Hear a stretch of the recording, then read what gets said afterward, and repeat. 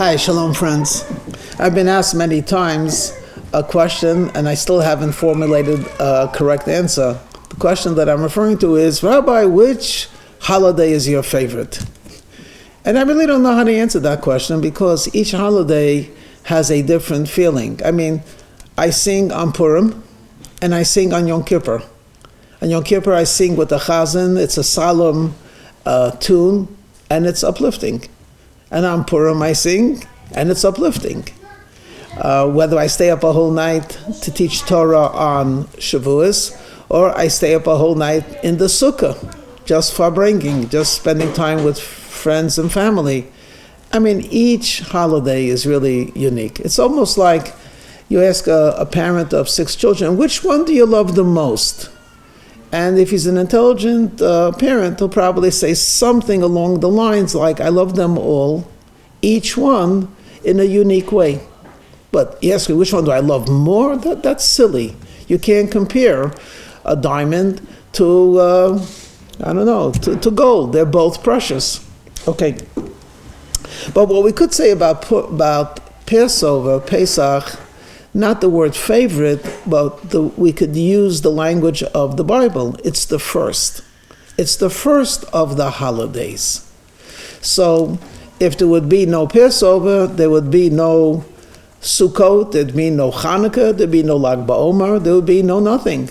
And you know what that means. No Latkes and no Hamantashen. That means no Einstein, and that means no Maimonides. That means no Jews. So it is the first of the holidays. And thinking about it's the first of the holidays, clearly there must be a lesson, or of the many lessons, there must be at least a lesson of the first that empowers us to live our life as Jews. In other words, based on the first holiday, this first gives us the ability not only to celebrate all of the holidays, but the ability to actually grow and thrive as a people. Let's think about this just for one moment.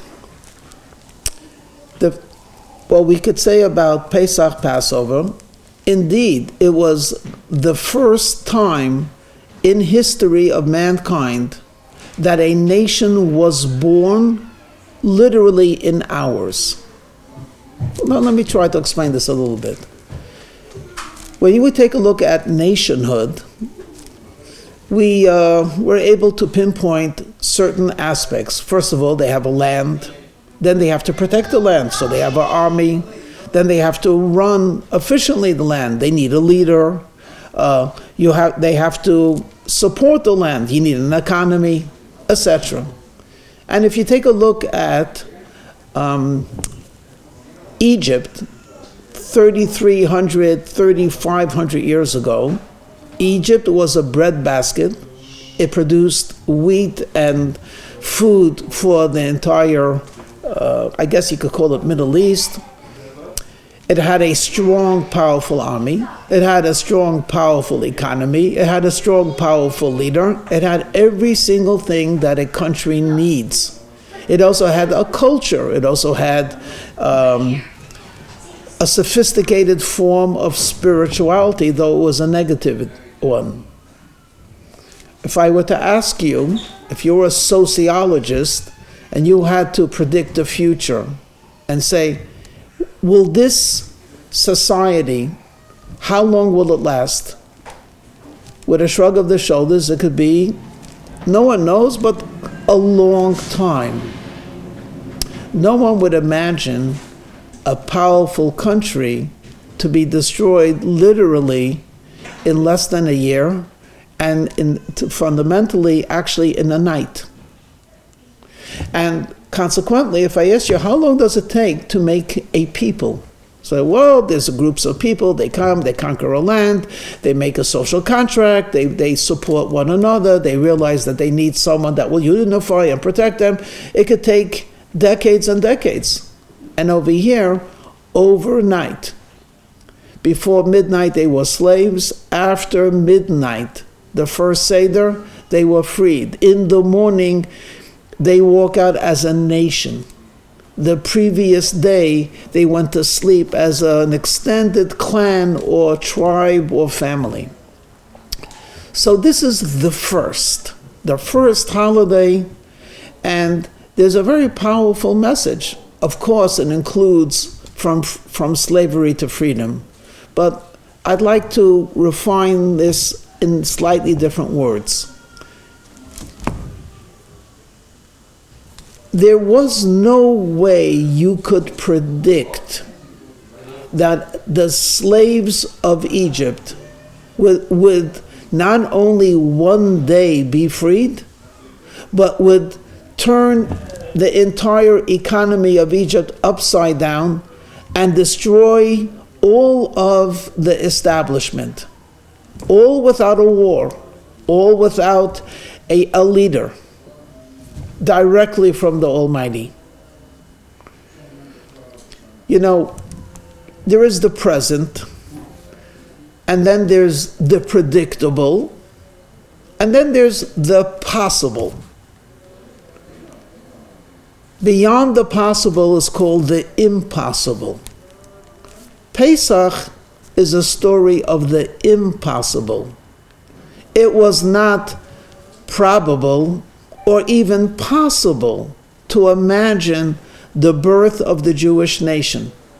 The way it unfolded in such a spectacular way, that was an impossible. And yet it happened.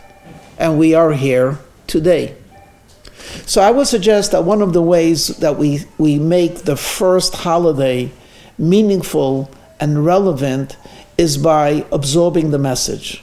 And that is for ourselves and for our families and for the Jewish people as a whole, there is nothing impossible.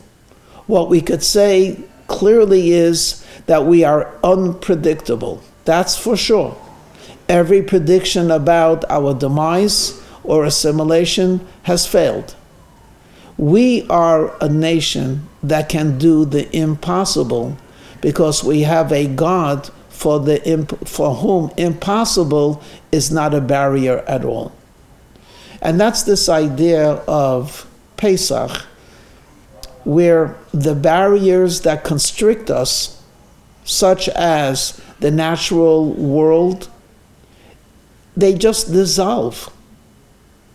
When a person connects to the divine within himself, he can literally do the impossible. That is why the Passover holiday is a 7-day holiday, or outside of Israel, an 8-day holiday. If I were to ask you to imagine, it's the first 2 days of the holiday, the Seders,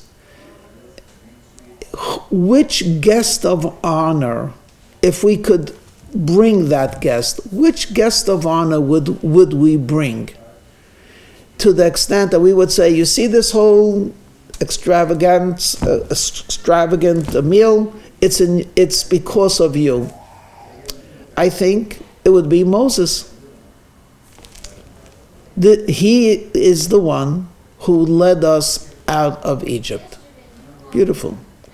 Now when we come to the end of the holiday, and again we're going to celebrate it with meals and with gatherings, with prayers, with study, and with good cheer, which guest of honor, if we could imagine such a person, which guest of honor would we bring?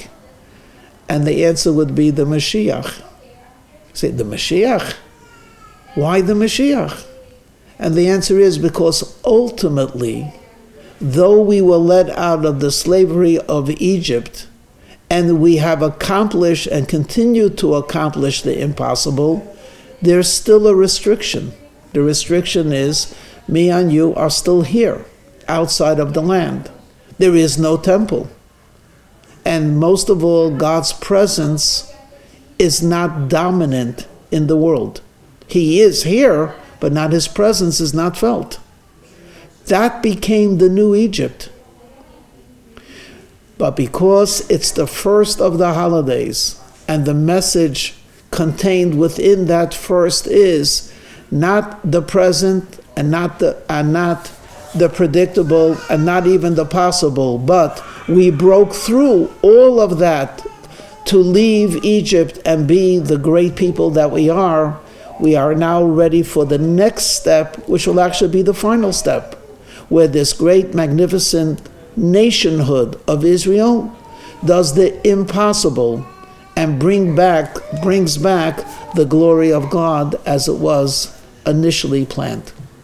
So this Pesach, let's reaffirm our infinite qualities, and let's truly do the impossible and bring the Mashiach. Shalom.